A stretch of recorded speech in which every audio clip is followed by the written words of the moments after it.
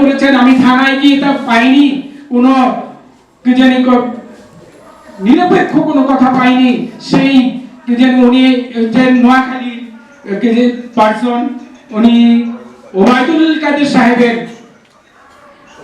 দিয়ে হুমকি দিত। ওনার সাথে আরো যারা সংগঠনগুলো আছেন, ওনারা আরো অনেকে আছেন, কেউ কেউ আছেন হলো আপনার গোপালগঞ্জের, আমাকে এভাবে হ্যাস্ত করছে। আমি নিরীহ মানুষ, আমার সম্পর্কে আপনারা যদি খবর নিয়ে দেখেন যে আমার অবস্থানটা কি, সেটা আপনারা বিচার করতে পারবেন।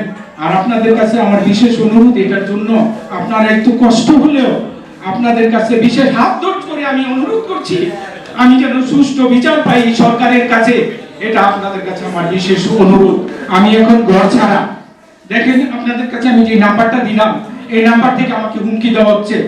আর অন্যান্য আমি আমার মোবাইল নাম্বারটা বন্ধ করতে বাধ্য হয়েছি। এখন আমার যে আমি অন্য একটা নাম্বার ব্যবহার করছি, যে আমাকে বারবার বিভিন্ন দিক বিভিন্ন অ্যাঙ্গেল থেকে আমাকে হুমকি প্রদান করছে। আপনাদের কাছে আমার বিশেষ অনুরোধ, একটা মামলা করে দিয়ে উনি ওইখান থেকে আমাকে, আমি কেন মামলা করব? মামলাটা তো উনারা করতেছে, আমি সেটা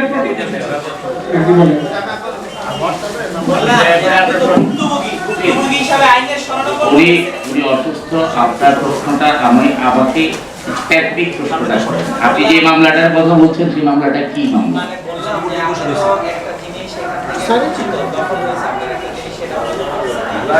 মৌলিনাথের গম আরো বিশেষ কিছু ব্যক্তিবর্গ দ্বারা ওনারা নিয়ে নিতেন। 5 তারিখের পরে সেই জায়গাটা আমরা আমাদের কাছে নিয়ে আসি।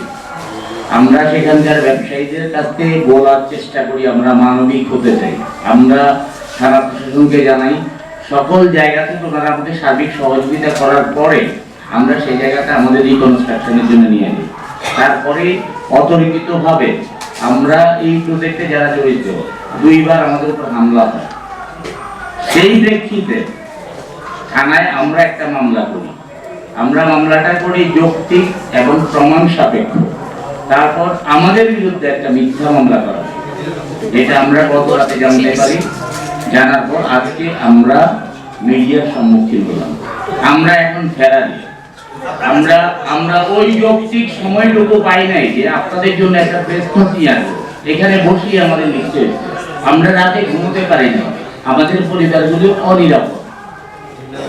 নাসির সাহেবদের গত 17 বছরের অপকর্মের ফিরিস্তিটা আপনারা যদি খোঁজ খবর নিয়ে থাকেন জানবেন। 25টার বেশি পরিবার আজকে নিঃস্ব হয়ে গেছে। তার এই অপকর্মের দায় আমরা নিতে পারি না। আপনারা আপনাদের মতো করে আপনাদের জ্ঞান, আপনাদের মেধা প্রজ্ঞা দিয়ে জেনে আপনারা আপনাদের কলম দিয়ে একটু লিখবেন।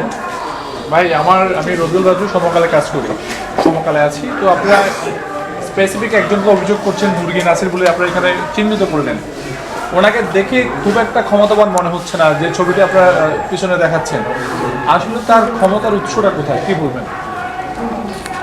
আসলে দুষ্ট প্রকৃতির মানুষ যারা 5 তারিখের আগের বাংলাদেশ আর 5 তারিখের পরের বাংলাদেশ অনেক ডিফারেন্ট। এটা আপনারা আমাদের চেয়ে ভালো জানেন। আমরা সাধারণ, আমরা রেমিটেন্স যোদ্ধা, আমরা দেশের ভাই। আপনারা যা লিখেন যা বলেন সেটা দেখে আমরা বিশ্বাস করি। আমরা বাস্তবতাটাকে উপলব্ধি করতে চাই। আপনি যেটা বললেন সেটা সরজমিনে গিয়ে আপনি যখন খবর নেবেন, মুরগি নাসির সাহেব, আমরা কেন মুরগি নাসির ওনাকে বলি? ওনার তো একটা নাম আছে, নাসির উদ্দিন। ওনার বাবা হচ্ছেন আব্দুল খালেক, এক্সেট্রা এক্সেট্রা। উনি মুরগি ব্যবসায়ী ছিলেন। সেখান থেকে তুষারধারা 2011-12 সালে কল্যাণ সমিতি হয়, একটা ব্যক্তি মানে সংগঠন, ওটা আবাসিক সংগঠন। সেখানে সভাপতি হওয়ার পর থেকে ওই সময় থেকে ওই এলাকায় ভূমিদস্যু হিসাবে স্বীকৃত হয়।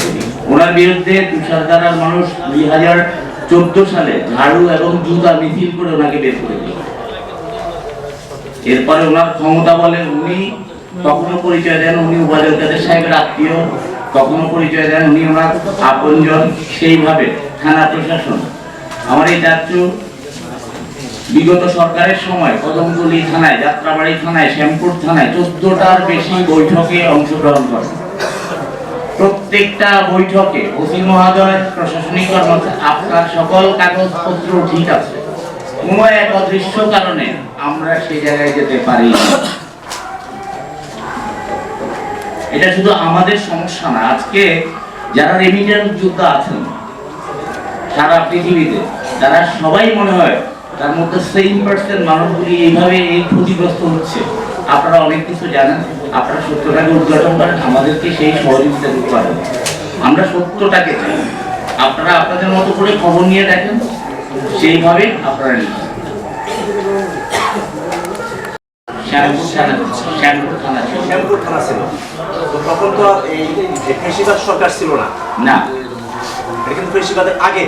জি, আমরা 2001 সাল থেকে আপনি মনে হয় একটু ক্রস করে গেছেন। 2001 সাল ওই সময় জমিটা আমাদের, 13 সালে আমাদের ওই জায়গাটা জোরপূর্বক ভাবে দখল করে আমাদের দোকানগুলি, স্থাপনাগুলি দখল করে অন্যত্র মানুষের কাছে ভাড়া দিয়ে সেই ভাড়ার টাকা আদায় করা হচ্ছিল।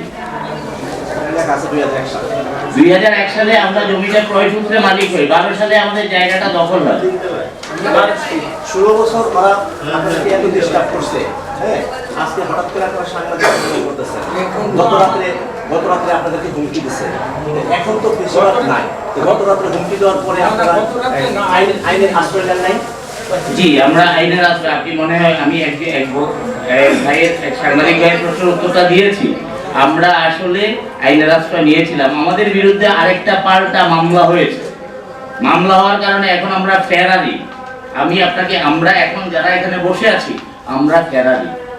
আর এই জমি নিয়ে যে সমস্যা ছিল, রায় দিয়েছে আপনাদের পক্ষে। জি, এবং সেই রায়ের অনুযায়ী, ঘোষণা অনুযায়ী আপনারাই মালিক, আমরাই মালিক। এরপরেও তারা ডিস্টার্ব করছে। জি, এখন আপনারা এই আইন উপদেষ্টা কিংবা ঊর্ধ্বতন আইন শৃঙ্খলা রক্ষা বাহিনীর দৃষ্টি আকর্ষণ করছি, আপনাদের মাধ্যমে মাননীয় প্রধান উপদেষ্টা, মাননীয় আইন উপদেষ্টা, আমাদের যেসব 24-এর গণ আন্দোলনের যেসব ছাত্র ভাইরা শহীদ হয়েছেন, তাদের যারা প্রতিনিধিত্ব করছেন, মানুষের জন্য কাজ করছেন, তাদের প্রতি আমাদের উদাত্ত আহ্বান থাকবে। ন্যায়ের সঙ্গে আপনাদের সঙ্গে আমরা ছিলাম, আছি, থাকবো।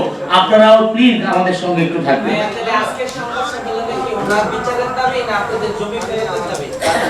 আমাদের জমি আমাদের কাছেই আছেন। ওনার 24 থেকে 25টা পরিবারকে উনি আমাদের এই জমিটা দেখিয়ে মানুষকে বোকা বানিয়ে মিথ্যা দলিল দিয়ে এই টাকা নিয়েছেন। এই দায় দায়িত্ব আমরা নিতে পারবো না, আমরা দিব না।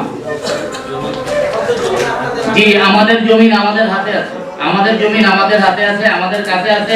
প্রতিনিয়ত ওই জমিনটাকে নিয়ে আমাদের জীবনটা এখন বিষণ্ণ হয়ে গেছে। প্রতিদিন আমাদেরকে হুমকি দামকি দেওয়া হচ্ছে, মেরে ফেলবে, ধরে ফেলবে, অনেক ধরনের সমস্যা আমাদের জন্য হচ্ছে। আচ্ছা, আপনাদের এলাকায় আছে নাকি উনিও পলাতক? না, উনি পলাতক না। উনি এখন, আমি যতটুকু জানি, উনি মহড়া দিচ্ছেন। ওনার একটা নিজস্ব বাহিনী আছেন, ওই বাহিনী নিয়ে মহড়া দিচ্ছেন। অনেক ধরনের, আপনারা আসলে, আমি ওইভাবে বলতে চাচ্ছিলাম, আসলে এটা ব্যাপক বিষয়।